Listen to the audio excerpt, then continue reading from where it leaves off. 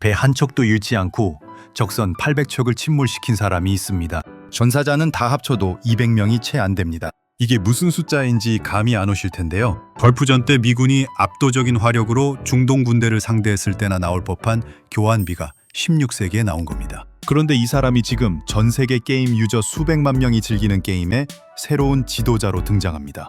그것도 인진왜란을 일으킨 도요토미 히데요시랑 같은 시기예요. 오늘은 이순신 장군이 왜 지금 다시 화제가 되고 있는지, 그리고 우리가 학교에서 배운 것과 실제 역사가 어떻게 다른지 한번 제대로 짚어보겠습니다. 먼저 최근에 터진 뉴스부터 말씀드릴게요. 세계적인 전략게임 시리즈 문명7이 새로운 콘텐츠 팩을 발표했는데 여기에 이순신과 도요토미 히데요시가 동시에 신규 지도자로 들어갑니다. 도요토미 히데요시와 일본 문명은 6월 22일에 먼저 나오고요. 이순신과 고려조선 문명은 7월 중에 출시될 예정입니다.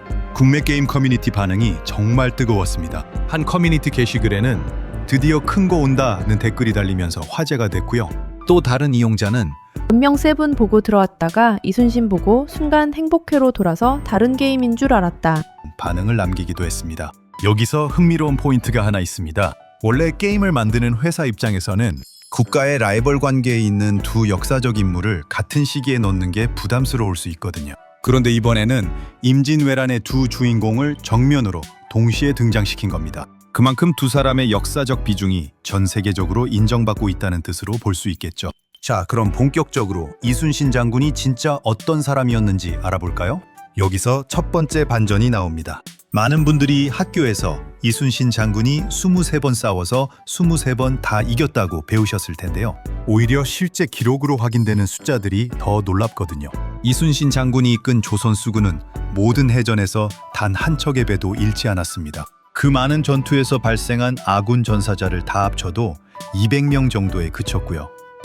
반대로 격침시킨 적선은 800척에 가깝습니다. 전사자 한 명당 적선 4척을 침몰시킨 셈이죠. 이 정도 교환비는 전근대 전쟁사에서 정말 찾아보기 힘든 숫자입니다. 그리고 두 번째 반전입니다.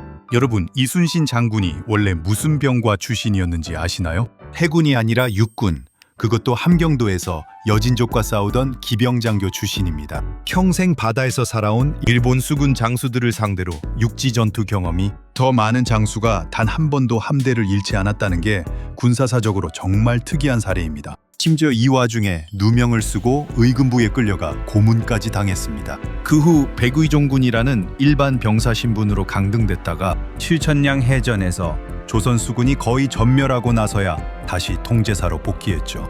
그리고 그 직후에 벌어진 게 바로 명량해전입니다.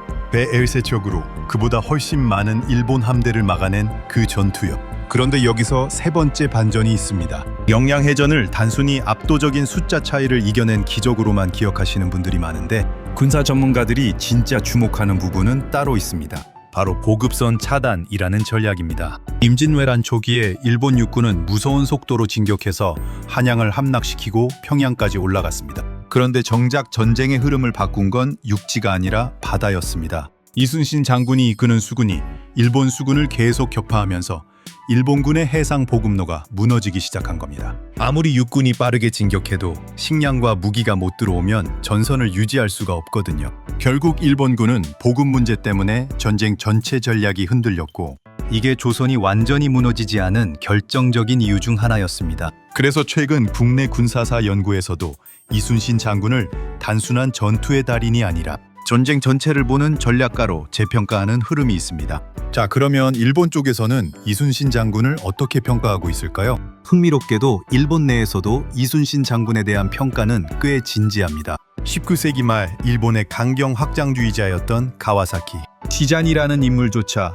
자신이 쓴 위인전에서 이순신 장군의 인격과 전술, 통솔 능력까지 칭찬할 가치가 없는 것이 하나도 없다고 평가한 기록이 남아 있습니다. 적국을 침략했던 인물이 상대국의 장수를 이렇게까지 인정한 건 흔한 일이 아니죠. 다만 여기서 한 가지는 분명히 짚고 넘어가야 할 것 같아요. 흔히 알려진 영국 해군 장성이나 일본 해군 장성의 특정 발언들, 그러니까 넬슨과 비교하는 유명한 인용구들은 사실 정확한 원문 출처가 확인되지 않은 경우가 많습니다. 국내 언론에서도 최근에 이순신과 넬슨을 단순 비교하는 것 자체가 적절하지 않다는 지적이 나왔는데요. 이유가 꽤 설득력이 있습니다. 넬슨은 당시 세계 최강이었던 영국 함대를 이끌었지만 이순신은 나라가 사실상 무너지고 육군이 계속 패배하던 최악의 상황에서 싸워야 했다는 겁니다. 조건 자체가 완전히 달랐다는 거죠. 그래서 저는 이순신 장군의 진짜 위대함은 출처가 불분명한 외국 제독의 칭찬 한마디가 아니라 실제로 남아있는 전과 기록과 그가 처했던 절망적인 상황 자체에 있다고 생각합니다. 나라가 무너지기 직전이었고 자기 부하 장수들조차 다 잃었던 적이 있고 누명까지 썼던 사람이 끝까지 포기하지 않고 다시 일어나서 싸웠다는 것. 그게 숫자보다 더 와닿는 이야기 아닐까요? 그리고 최근에 서울 중구에서 열린 이순신 축제에는 작년의 2배인 4만 명이 다녀갔다고 합니다.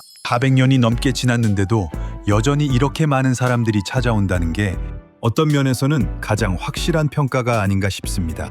여러분은 어떻게 생각하세요? 이순신 장군이 만약 지금 시대에 태어났다면 어떤 분야에서 가장 두각을 나타냈을 것 같으신가요? 군인이었을까요? 아니면 전략을 짜는 경영자였을까요? 댓글로 여러분 생각 남겨주시고요. 이런 역사 이야기 더 보고 싶으시면 구독과 좋아요 부탁드립니다. 다음 영상에서 더 흥미로운 역사 이야기로 찾아뵙겠습니다.